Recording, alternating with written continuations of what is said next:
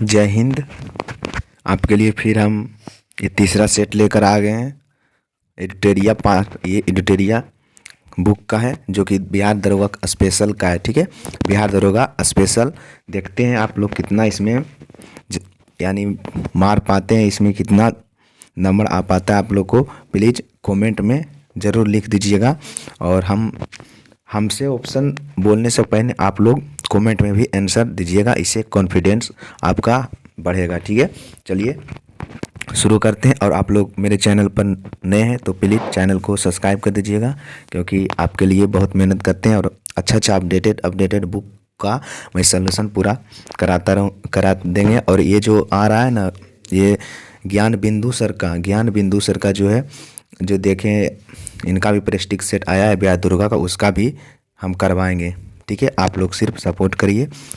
चलिए शुरू करते हैं। और आप लोग को बता देना चाहते हैं कि आप लोग ग्रुप डिस्कशन नहीं करते तो प्लीज़ ग्रुप डिस्कशन भी करिए, उससे काफ़ी ज़्यादा बेनिफिट होगा। हम डेली करवाते हैं ग्रुप डिस्कशन शाम को 6 बजे से। चलिए शुरू करते हैं। पहला नंबर क्वेश्चन है, किसी राज्य का राज्यपाल किसके प्रति उत्तरदायी होता है? किसी राज्य का राज्यपाल किसके प्रति उत्तरदायी होता है? तो ये बता देते हैं, ये राष्ट्रपति के प्रति उत्तरदायी होता है। राष्ट्रपति के प्रति उत्तरदायी होता है। राष्ट्रपति जो पद है वो कौन सा अनुच्छेद में है? तो राष्ट्रपति 52। राष्ट्रपति 52 हो जाएगा। इस पर महाभियोग 61 हो जाएगा। ठीक है, इस और निर्वाचन मंडल, इसमें निर्वाचन होने की व्यवस्था जो है निर्वाचन वो 44, ये इसमें किसमें कितना है? तो 54 है। ठीक है, राष्ट्रपति का। आइए, राष्ट्रपति हो गया। उसके बाद आइए प्रधानमंत्री। ठीक है, प्रधानमंत्री कौन सा अनुच्छेद में? 75। मंत्रिमंडल को उसमें है 74। मंत्रिमंडल को उसमें है 74 में मंत्रिमंडल। ठीक है, चलिए आगे बढ़ते हैं। 2 नंबर में है, निम्नलिखित में से किस संविधान संशोधन अधिनियम द्वारा शहरी स्थानीय शासन को संवैधानिक दर्जा प्रदान किया गया है? किस संविधान संशोधन के द्वारा जो है शहरी स्थानीय शासन को संवैधानिक दर्जा प्रदान किया गया है? तो ये हो जाएगा 74वां संविधान संशोधन। 74वां संविधान संशोधन कब हुआ था? 1993 में हुआ था। ठीक है, और 73वां संविधान संशोधन भी 1993 में हुआ था। 74वां भी 1993 में हुआ था।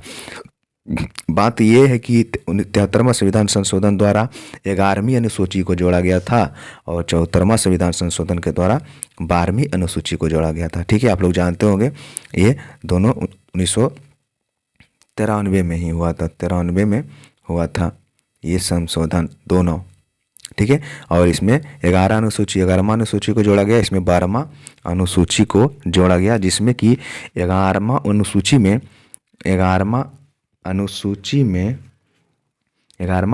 29 विषय है। कितना विषय है? 29 विषय। 11वां अनुसूची में 29 विषय है और 12वां अनुसूची में 18 विषय है। 12वां अनुसूची में कितना है? 18 विषय है। चलिए आपको समझ में आ गया होगा। इसी प्रकार से सारा डिस्कशन हम देते रहेंगे। 3 नंबर में आइए, निम्न में से कौन मुद्रास्फीति के कारण लाभ की स्थिति में होता है? निम्न में से कौन मुद्रास्फीति के कारण लाभ की स्थिति में होता है? तो कौन हो जाता है इसमें? ऋणी होता है और व्यापारी वर्ग के और ऋणी वर्ग के जो लोग होते हैं वो मुद्रास्फीति के कारण लाभ की स्थिति में होते हैं। ठीक है, काफ़ी अच्छा क्वेश्चन है आपके लिए। देखिए आगे क्या है, मनुष्य में ब्लू बेबी सिंड्रोम किसकी उपस्थिति के कारण होता है? तो आप लोग जानते होंगे ब्लू बेबी सिंड्रोम जो होता है वो किसके कारण होता है? एड्रेलिन के कारण। किसके कारण? एड्रेलिन, सॉरी ऑप्शन उसका बता दिए थे। ठीक है, ये नाइट्रेट के कारण होगा। ठीक है, ब्लू बेबी सिंड्रोम किसके कारण होता है? नाइट्रेट के कारण होता है। ठीक है, किसके कारण? नाइट्रेट के कारण हो जाएगा। आगे 5 नंबर, पीयूष ग्रंथि का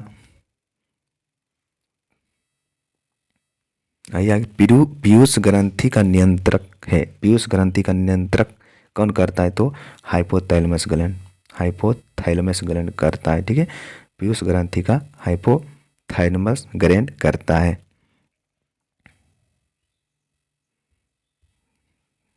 आइए आगे, आगे इंडियन इंडियन लीग किनके द्वारा स्थापित की गई थी। इंडियन लीग जो है किसके द्वारा स्थापित किया गया था। इंडियन लीग किसके द्वारा स्थापित किया गया था, तो ये शिशिर कुमार घोष के द्वारा। ठीक है, शिशिर कुमार घोष के द्वारा ये इंडियन लीग स्थापित किया गया था। ठीक है, आइए आगे। साथ में भारत में दास प्रथा पर प्रतिबंध लगाने की अनुशंसा कब किया गया था। भारत में दास प्रथा पर प्रतिबंध लगाने का अनुशंसा कब किया गया था, तो 1843 में 1843 में किया गया था। ठीक है, और सती प्रथा पर प्रतिबंध लगाया था 1829 में राजा राम मोहन राय। ठीक है, चलिए आगे आइए। वेलोड्रम का संबंध किस खेल से। वेलोड्रम का संबंध किस खेल से है। वेलोड्रम का संबंध किस खेल से है, तो इसका हो जाएगा साइकिलिंग से। वेलोड्रम का संबंध किस खेल से है, साइकिलिंग से। ठीक है, आइए आगे है क्या 9 नंबर में है मेंडलीफ द्वारा बनाया गया आवर्त सारणी में दीर्घ आवर्त की संज्ञा किस आवृत्ति को दिया गया है। दीर्घ आवर्त की संज्ञा तो किसके दिया गया है, तो आप लोग इसमें बता दीजिएगा ऑप्शन में। ये हो जाएगा 1 2 1 3 4। ठीक है, 1 3 और 4, यानी चौथा, पाँचवा और छठा। ठीक है, चौथा, पाँचवा और छठा छठा आवर्त को किसका संज्ञा दिया गया है, दीर्घ आवर्त का संज्ञा दिया गया है। किसके द्वारा दिया गया, तो मेंडलीफ के द्वारा दिया गया है। ठीक है, ये सब आवर्त को दीर्घ आवर्त का संज्ञा दिया गया है।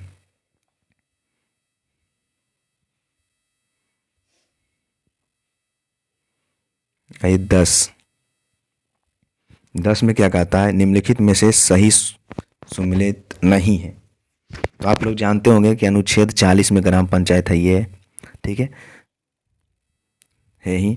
उसके बाद अनुच्छेद 44 में सिविल नागरिक, ये अनुच्छेद 44 में सवाल नागरिक संहिता, ये यानी सिविल सेवा संहिता है ये 44 में, जो कि गोवा में लागू हुआ है।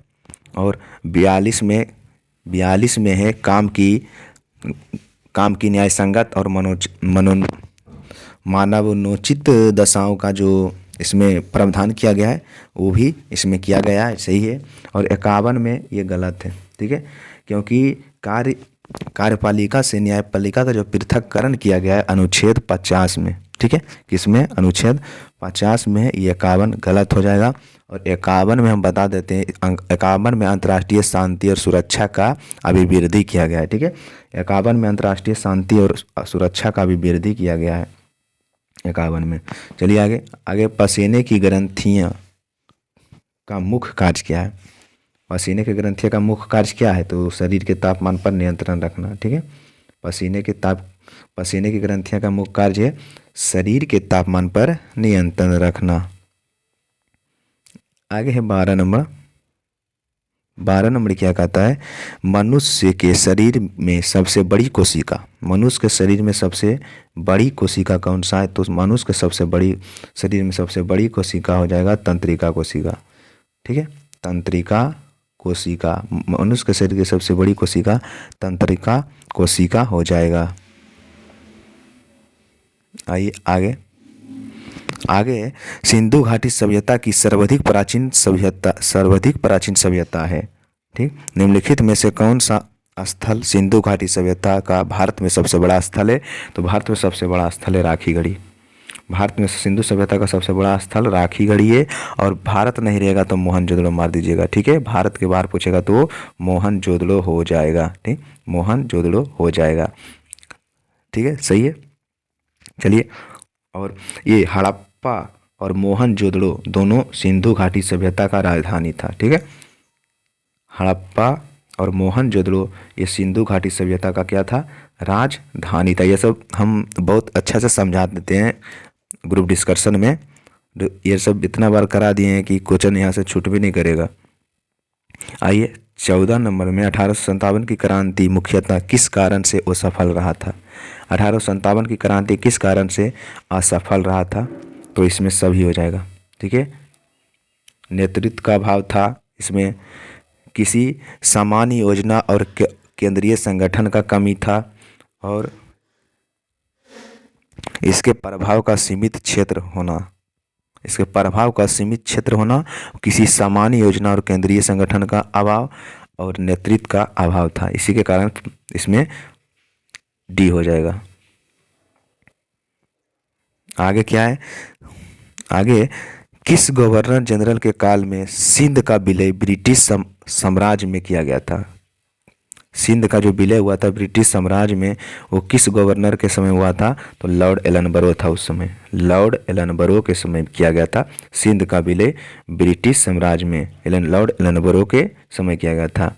16 में इनसाइडर ट्रेडिंग का संबंध है। इनसाइडर ट्रेडिंग का संबंध किससे है?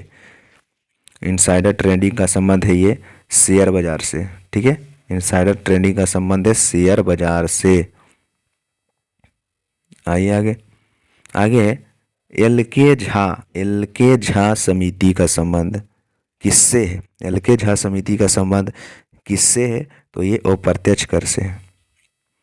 एल के झा समिति का संबंध किससे है? तो ये अप्रत्यक्ष कर से है एल के झा समिति का संबंध, ठीक है। आइए 18 नंबर, ये सब पूरा कुछ करवा दिए हैं, आप लोग ग्रुप डिस्कशन में जुड़े तो पता लगेगा। चलिए आइए, डॉक्टर राजेंद्र प्रसाद संविधान सभा के निम्न में से किस समिति का अध्यक्ष थे? डॉक्टर राजेंद्र प्रसाद के बारे में पूछ रहा है, तो इसमें सभी के थे, आप लोग जानते होंगे। संचालन समिति के भी थे, प्रक्रिया नियमक समिति के भी थे, और वित्त एवं कर्मचारी समिति के भी इसने समिति का अध्यक्ष रह चुके हैं डॉक्टर राजेंद्र प्रसाद, ठीक है। चलिए आगे आइए, 19 नंबर में जरा दृष्टि दोष के निवारण के लिए किस लेंस का प्रयोग किया जाता है? जरा दृष्टि दोष के निवारण के लिए किस लेंस का प्रयोग किया जाता है? तो ये बाइफोकल लेंस का हो जाएगा, ठीक है। और निकट दृष्टि के लिए अवतल, और दूर दृष्टि दोष के लिए उत्तल, ठीक है, हो जाएगा। चलिए आगे क्या है? कर्क रेखा निम्न में से किस राशि से होकर नहीं गुजरता है? कर्क रेखा निम्न में से किस देश से होकर नहीं गुजरता है? राज बोला गया, किस देश से नहीं गुजरता है? तो ये ब्राजील से नहीं गुजरता है। और कर्क रेखा भारत में 8 राज्य से गुजरता है, ठीक है। और ये कर्क रेखा ब्राजील से होकर नहीं गुजरता है, इसमें लीबिया से गुजरता है, यूएई से गुजरता है, ठीक है। और बाहामास से भी गुजरता है, इसमें ब्राजील से नहीं गुजरता है। सी ऑप्शन हो जाएगा इसका। चलिए आगे, भारतीय संविधान की 6ठी अनुसूची में जनजातीय क्षेत्रों के प्रशासन का प्रावधान है। निम्नलिखित में से कौन सा राज्य इसके अंतर्गत नहीं आता है? तो आप लोग जानते होंगे मणिपुर इसके अंतर्गत नहीं आता है। असम आता है, मेघालय आता है, त्रिपुरा आता है, लेकिन मणिपुर नहीं आता है। आगे आइए, आगे क्या है? 1857 की क्रांति से संबंधित कथनों को सम्मिलित करना है, ठीक है, इसमें मिलाना है। तो इसका मिलान करते हैं, चलिए इसका मिलान करते हैं। इसका हो जाएगा डिजरैली हो जाएगा राष्ट्रीय विद्रोह। डिजरैली क्या हो जाएगा? राष्ट्रीय विद्रोह हो जाएगा, ठीक है। टी.आर. होम्स हो जाएगा, ये टी.आर. होम्स हो जाएगा बर्बरता, ठीक है, बर्बरता और सभ्यता का युद्ध। टी.आर. होम्स हो जाएगा बर्बरता और सभ्यता का युद्ध। और ये बी.डी. सावरकर हो जाएगा प्रथम स्वतंत्रता संग्राम। बी.डी. सावरकर प्रथम स्वतंत्रता संग्राम इसका हो जाएगा। और उसके बाद ये 4 कर्नल रीच बच गया, ये सी नंबर उसका आंसर हो जाएगा, ठीक है। सी नंबर कर्नल रीच का हो जाएगा। धर्मांधों का ईसाइयों के विरुद्ध युद्ध, ठीक है, धर्मांधों का ईसाइयों के विरुद्ध युद्ध का ये हो जाएगा कर्नल रीच का। इस प्रकार से इसका आंसर हो जाएगा सी, आंसर सी, इसका आंसर सी हो जाएगा। आप लोग बढ़िया से देख लीजिएगा, ये सब क्वेश्चन इंपॉर्टेंट है।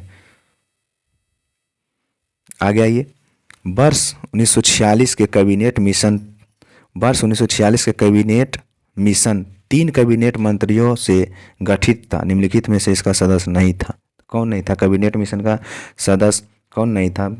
आप लोगों को देखिएगा आंसर पता लग गया होगा कि जॉन साइमन नहीं था, ठीक है। अलेक्जेंडर ही था, पैंथिक लॉरेंस था, स्टोफर्ड क्रिस भी था, लेकिन ये जॉन साइमन नहीं था, ठीक है। जॉन साइमन नहीं था, इसका आंसर बी हो जाएगा। आइए, निम्नलिखित में कौन सा जलधारा प्रशांत महासागर की ठंडी जलधारा, ये सब इतना करवा दिए हैं कि कभी भूलिएगा नहीं। इसका हमबोल्ट हो जाएगा, आप डिस्कशन में करवा चुके हैं, सारा हमबोल्ट हो जाएगा। आइए आगे, निम्नलिखित में से सिकंदर का समकालीन था, सिकंदर का समकालीन कौन था? तो सिकंदर का समकालीन था घनानंद, ठीक है। सिकंदर का समकालीन कौन था? घनानंद था। आगे, गया अधिवेशन 1922 में किस नहीं दिखता, गया अधिवेशन 1922 में किस परिवर्तनवादी नेताओं ने त्यागपत्र दिए? किस परिवर्तनवादी नेताओं ने त्यागपत्र दिए थे गया अधिवेशन 1922 में? तो इसका ऑप्शन, इसका आंसर हो जाएगा, इसका आंसर हो जाएगा 2 और 3, चित्तरंजन दास और मोतीलाल नेहरू, ठीक है। चित्तरंजन दास और मोतीलाल नेहरू इसका आंसर हो जाएगा, ठीक है। गया अधिवेशन 1922 में बोल रहा है किन परिवर्तनवादी नेताओं ने त्यागपत्र दिया था? तो चित्तरंजन दास दिया था और मोतीलाल नेहरू दिया था, ठीक है। चलिए आगे आइए, आगे क्या कहता है? यदि कोई संसद सदस्य के अनुमति के बिना सदन की सभी बैठक से कितने दिनों तक अनुपस्थित रहता है तो उसका पद रिक्त घोषित कर सकता है? तो ये 60 दिन, ठीक है। कितना? 60 दिन से अगर अधिक रहिएगा अनुपस्थित बिना बताए हुए तो उसे आपको पद से हटा देगा। चलिए, ये दिखता है नहीं लेकिन बता देते हैं इसका। यहाँ 28 नंबर को आइए, 28 नंबर में निम्नलिखित में से कौन सा प्रतिनिधित्व का सिद्धांत अथवा प्रतिरूप नहीं है? प्रतिनिधित्व का सिद्धांत अथवा प्रतिरूप नहीं है, निम्नलिखित में से कौन सा प्रतिनिधित्व का सिद्धांत और प्रतिरूप नहीं है? तो ये सर्वसम्पत्ति नहीं है, ठीक है। प्रतिनिधित्व का सिद्धांत अथवा ये प्रतिरूप नहीं है, तो ये सर्वसम्पत्ति इसका आंसर हो जाएगा, ठीक है। आइए 29 में क्या कहता है? विश्व बाजार में यदि किसी देश की मुद्रा की आपूर्ति की अपेक्षा मांग से अधिक होता है तो उस मुद्रा को क्या कहलाता है? विश्व बाजार में यदि किसी देश की मुद्रा की आपूर्ति की अपेक्षा मांग अधिक हो, आपूर्ति की अपेक्षा अगर मांग अधिक होता है तो उस मुद्रा को क्या कहा जाता है? तो उस मुद्रा को कहता है दुर्लभ मुद्रा, दुर्लभ मुद्रा कहा जाता है। अगर आपूर्ति की अपेक्षा मांग अधिक हो तो उसे दुर्लभ मुद्रा कहते हैं, ठीक है। आइए आगे 30 में, प्लास्टर ऑफ पेरिस का रासायनिक रूप, प्लास्टर ऑफ पेरिस का रासायनिक रूप क्या है? तो CaSO4 half H2O, CaSO4 half H2O हो जाएगा किसका? प्लास्टर ऑफ पेरिस, यानी calcium sulphate hemihydrate, calcium sulphate hemihydrate हो जाएगा। आइए 31 में, मानव शरीर में पित्त रस का निर्माण कहाँ होता है? तो मानव शरीर में पित्त रस का निर्माण यकृत में होता है, ठीक है। यकृत में निर्माण होता है पित्त रस। चलिए आइए 32 नंबर में क्या है? निम्नलिखित में से कौन सा असत्य फल है? असत्य फल का आप लोग जानते होंगे नाम, असत्य फल हो जाएगा सेब और नाशपाती, सेब और नाशपाती जो कि असत्य फल के अंतर्गत आता है, ठीक है। 31 में क्या कहता है? निम्नलिखित में से कौन सा पादप हार्मोन है? इसमें पादप हार्मोन आपको चूज करना है, तो आप लोग जानते होंगे जिबरेलिन भी है, साइटोकाइनिन भी है, एब्सिसिक अम्ल भी है और ऑक्सिन भी है। इसमें सारा पादप हार्मोन है, इसमें सारा पादप ही हार्मोन है। एब्सिसिक अम्ल है, ऑक्सिन है, ठीक है, जिबरेलिन है, साइटोकाइनिन है, ऑक्सिन है, ठीक, सारा ये पादप हार्मोन इसमें।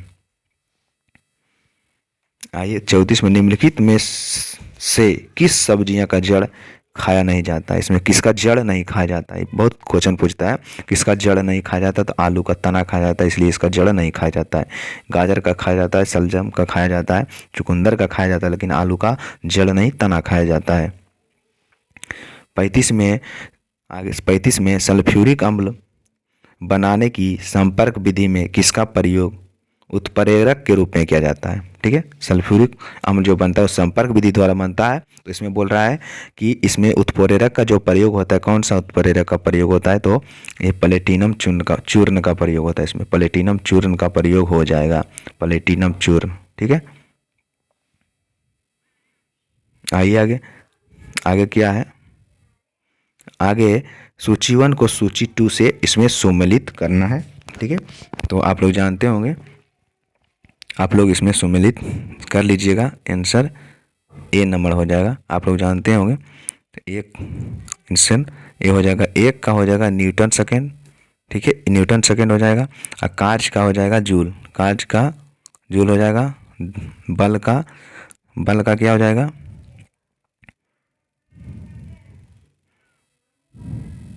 बल का न्यूटन हो जाएगा। ठीक है, दाब का न्यूटन प्रति मीटर स्क्वायर। ठीक है, चलिए इसका ऑप्शन ए हो जाएगा। लोलक की काल अवधि निर्भर करता है किस पर, लोलक की काल अवधि निर्भर करता है किस पर करता है, लोलक का जो काल अवधि होता है किस पर निर्भर करता है, वो आपको इसमें बताना है। लोलक का काल अवधि किस पर निर्भर करता है, तो इसके लंबाई के ऊपर निर्भर करता है। ठीक है, लंबाई के ऊपर लोलक की काल अवधि निर्भर करता है, तो लंबाई के ऊपर करता है। चलिए आगे। आगे क्या है, प्रकाश की प्रकृति होती है, प्रकाश की प्रकृति होती है, तो ये तरंग कण दोनों के समान, तरंग और कण दोनों के समान होते हैं। प्रकाश की प्रकृति तरंग और कण दोनों के समान हो जाएगा, इसका आंसर सी नंबर हो जाएगा। तरंग और कण दोनों के समान हो जाएगा। प्रकाश एक अनुप्रस्थ तरंग है, लेकिन ध्वनि एक अनुदैर्घ्य तरंग है। देखिए आगे। आगे क्या कह रहा है, इसमें मिलान करना है, कौन सा उद्यान कहाँ है, तो महावीर राष्ट्रीय उद्यान तो आप जानते हैं गोवा में। महावीर कहाँ है, गोवा में। महावीर कहाँ है, गोवा। कैमूर वन जीव अभयारण्य बिहार में। रानी झांसी मरीन राष्ट्रीय उद्यान, रानी झांसी मरीन राष्ट्रीय उद्यान कहाँ है, अंडमान निकोबार में। रानी झांसी मरीन राष्ट्रीय उद्यान कहाँ स्थित है, अंडमान निकोबार में स्थित है। लेकिन ये माउलिंग नेशनल पार्क पूछेगा तो ये अरुणाचल प्रदेश हो जाएगा। ठीक है, माउलिंग नेशनल पार्क अरुणाचल प्रदेश हो जाएगा। आइए, इंटाकी नेशनल पार्क, इंटाकी नेशनल पार्क ये मणिपुर में नहीं है। इतनकी एक जगह है जो कि इतनकी, वो नागालैंड का है। इतनकी यहाँ का है, नागालैंड का इतनकी है। इसका आंसर डी नंबर होगा। 39 का आंसर डी नंबर हो जाएगा। चलिए आगे, इसमें भी सम्मिलित करना है, कौन सा घास का मैदान कहाँ स्थित है। ठीक है, सम्मिलित करना है कौन सा घास का मैदान स्थित नहीं है, कौन सा घास का मैदान उष्णकटिबंधीय है या शीतोष्ण है। ठीक है, चलिए इसमें आइए, कौन सा सम्मिलित नहीं है, तो ये इसका एक नंबर सम्मिलित नहीं है। डाउन्स जो उष्णकटिबंधीय घास के मैदान नहीं है, शीतोष्ण है। ठीक है, प्रेरीज शीतोष्ण है, और सेलवास भी, ये सेलवास उष्णकटिबंधीय और टैगा शीतोष्ण कटिबंधीय वन है। ठीक है, टैगा एक वन है, शीतोष्ण कटिबंधीय वन है, लेकिन ये डाउन्स जो है ये उष्णकटिबंधीय घास का मैदान नहीं है। इसका आंसर एक नंबर हो जाएगा। ये गलत है और सब सही है, ये सब सही है। चलिए आगे, निम्नलिखित में कौन सा सम्मिलित नहीं है, यह भी सम्मिलित की बात ही कर रहा है। तो आप जानते होंगे अलमाटी बांध कृष्णा नदी पर है, ये गांधी सागर बांध चंबल नदी पर है, सरदार सरोवर बांध नर्मदा नदी पर है, इडक्की बांध प्रयाग नदी पर, ये कावेरी पर नहीं है। ये आंसर गलत हो जाएगा, डी नंबर। ठीक है, इसका डी नंबर हो जाएगा।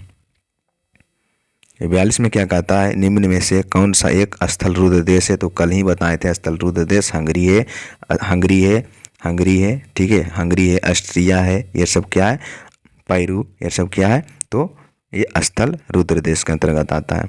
ठीक है, चलिए 42 में, भारतीय उपमहाद्वीप में कृषि के प्राचीनतम साक्ष्य प्राप्त हुआ था, प्राचीनतम साक्ष्य कहाँ से प्राप्त हुआ था? कृषि का प्राचीनतम साक्ष्य जो हुआ था, बताइएगा आप लोग कहाँ से हुआ था? लेहुरा देश से। ठीक है, आप लोग हम जानते थे, मारिएगा कोल्डीवा, लेकिन गलत हो जाएगा। ये पूछ रहा है कि भारतीय उपमहाद्वीप में कृषि का प्राचीनतम साक्ष्य मिला था लाहुरा दे से। ठीक है, लेहुरा दे, यहाँ लाहुरा दे, लेहुरा दे भी होता है। ये आंसर बी नंबर इसका हो जाएगा। चलिए आगे है, सिंधु घाटी सभ्यता में मिट्टी के बने हल कहाँ से मिला था? मिट्टी के बने हल बनमाली से मिला था। मिट्टी के बने हल बनमाली से मिला था। और राखी गढ़ा था सिंधु सभ्यता का सबसे बड़ा स्थल। भारत में पूछेगा तो राखी गढ़ी हो जाएगा। ठीक है, राखी गढ़ी हो जाएगा। इसका आंसर क्या हो जाएगा? इसका आंसर बी नंबर हो जाएगा 44 का। चलिए आगे कि ईसा की 6ठी सदी में प्रारंभ में भारत सर्वाधिक शक्तिशाली नगर राज्य था। ठीक है, किस समय? तो ये मगध भारत का सबसे सर्वाधिक शक्तिशाली नगर राज्य था, मगध था, जिसका राजधानी गिरिब्रिज था। ठीक है, गिरिब्रिज एक महाजनपद, मगध एक महाजनपद के अंतर्गत आता है। महाजनपद की संख्या 16 है। आइए, जैन धर्म में महावीर द्वारा ज्ञान प्राप्ति को क्या कहते हैं? जैन धर्म में महावीर द्वारा ज्ञान प्राप्ति को आप लोग क्या कहते हैं? तो कैवल कहा जाता था। ठीक है, कैवल, महावीर को ज्ञान की प्राप्ति कैवल कहा जाता है। ये 12 वर्ष तक तपस्या किए थे। ठीक है, और 6 वर्ष किया था गौतम बुद्ध। ये गिरि त्याग किए थे 30 वर्ष की अवस्था में अपने भाई नंदीवर्धन के आदेश को लेकर। ये सब सारा समझाए हैं ग्रुप डिस्कशन में। आप लोग ग्रुप डिस्कशन में नहीं जुड़े हैं तो जुड़िए, बहुत बेनिफिट होगा वहाँ से। चलिए, लिंगराज मंदिर का नींव किसने डाला था? लिंगराज मंदिर का नींव किसने डाला था? लिंगराज मंदिर का नींव किसने डाला था? याति केसरी ने डाला था। लिंगराज मंदिर का नींव किसने डाला था? याति केसरी के द्वारा लिंगराज मंदिर का नींव डाला गया था। आइए आगे, कांग्रेस के किस अधिवेशन में पहली बार मौलिक अधिकारों से संबंधित प्रस्ताव पारित किए गए? कांग्रेस के किस अधिवेशन में पहली बार मौलिक अधिकारों से संबंधित प्रस्ताव पारित किए गए हैं? तो इसका आंसर हो जाएगा ये कराची अधिवेशन 1931। कराची अधिवेशन 1931 में कांग्रेस के कराची अधिवेशन 1929 के अंतर्गत पहली बार मौलिक अधिकार से संबंधित प्रस्ताव पारित किए गए थे। ठीक है, आइए आगे, हॉट मनी शब्द का उपयोग किसके लिए किया जाता है? हॉट मनी शब्द का प्रयोग किसके लिए किया जाता है? तो विदेशी पोर्टफोलियो निवेश के लिए, विदेशी पोर्टफोलियो निवेश के लिए हॉट मनी का प्रयोग किया जाता है। विदेशी पोर्टफोलियो निवेश के लिए। इसका आंसर डी हो जाएगा। चलिए लास्ट क्वेश्चन है। आइए आगे, बिम्स्टेक का सदस्य नहीं है इसमें। बिम्स्टेक का सदस्य देखिए कौन नहीं है इसका? बिम्स्टेक का सदस्य कौन नहीं है? तो बिम्स्टेक का सदस्य म्यांमार है, श्रीलंका भी है, थाईलैंड भी है, लेकिन मालदीव नहीं है बिम्स्टेक का सदस्य। ठीक है, मालदीव जो है बिम्स्टेक का सदस्य नहीं है। ठीक है, चलिए इस सेशन में इतना ही। ठीक है, फिर अगला सेट प्रैक्टिस आपके लिए आ जाएगा। और आप लोग कमेंट करके बताइएगा कि अगर लाइव करना चाहते हैं तो लाइव भी करवाएंगे, लेकिन कमेंट में कोई बोलिएगा लाइव तो ज्ञान बिंदु सर का लाइव भी करवाएंगे। ठीक है, चलिए इस वीडियो में पूरा क्वेश्चन ख़त्म हो गया। आगे आपके लिए दूसरा प्रदान कर दिया जाएगा जल्द ही।